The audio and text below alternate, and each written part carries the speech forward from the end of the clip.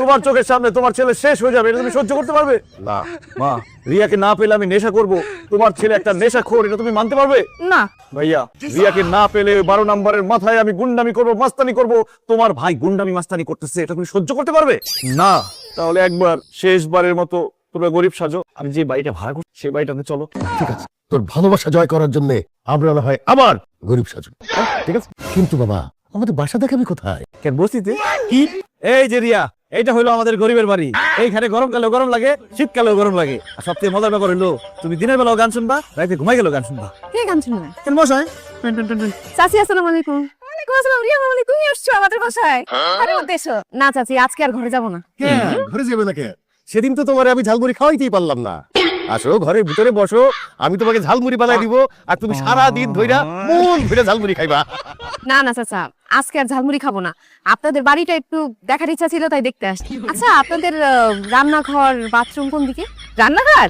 ওই তো, ওইটা আমাদের রান্নাঘর। আমাদের গ্যাস নাই, আমরা মাটির চুলায় রান্না বান্না করি। আর বাথরুম ওই যে, ওইটা হচ্ছে বাথরুম। এখন তো দেখতেছো কেউ নাই, কিন্তু সকালবেলা যদি দেখো, অন্তত পক্ষে 50 জন লাইন দিয়ে থাকবে, সিরিয়াল ধরে বাথরুম করে। চাচি, গোসল কই করেন? ওই তো একই জায়গায়। মনে করো কেউ যদি একবার বাথরুমে ঢোকে, দুইটা কাজ একসাথে সেরে তারপর বাথরুম থেকে বের হয়। রিয়া, আমি জানি এসব শুনে তোমার খারাপ লাগতেছে, কিন্তু মা যেটা বলতেছে সব সত্যি। আমরা গরিব তো, সিরিয়াল ধরে আমার জীবনটা কাটাই দেওয়া লাগতেছে। আমি তো আমার জীবনটা মাঝে মধ্যে রিক্সার মধ্যে কাটাই, যেখানে রাত সেখানে গাইত। জানো মা, আমরা এত গরিব, শেষ কবে যে চিকেন মুরগি খাইছি সেটা মনেও পড়ে না। আর আমি কবে যে একটা নতুন শাড়ি কিনছি, সেটা আমি ভুলে গেছি। আর আমি জীবনে কোনোদিন বিল্ডিং বাড়িতে ঘুমাতে পারি নাই। আমার জীবনে অনেক ইচ্ছা, একদিন বিল্ডিং বাড়িতে ফ্ল্যাটে ঘুমাবো। আমার ইচ্ছা পূরণ হইব। কোনোদিনও পূরণ হইব না রে ভাই, কারণ আমরা গরিব। গরিব মানুষের ইচ্ছাই থাকে না, কোনোদিন পূরণ হয় না। এই কুতু থাক, এই আপনি ঘর ভাড়া দেন না কেন? 6 মাসের বাসা ভাড়া পাই, আপনি কি ঘর ভাড়া না দিয়া মাগনা থাকা চিন্তা করতেছেন নাকি?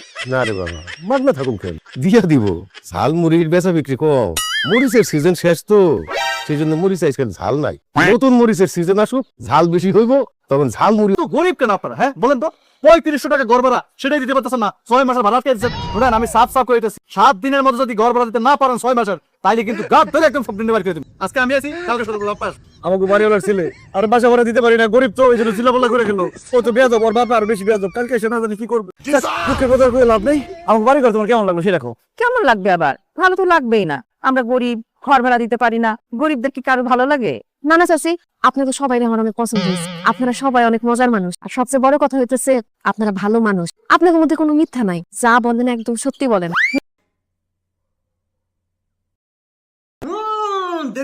দেখ তো কেসে শর্মা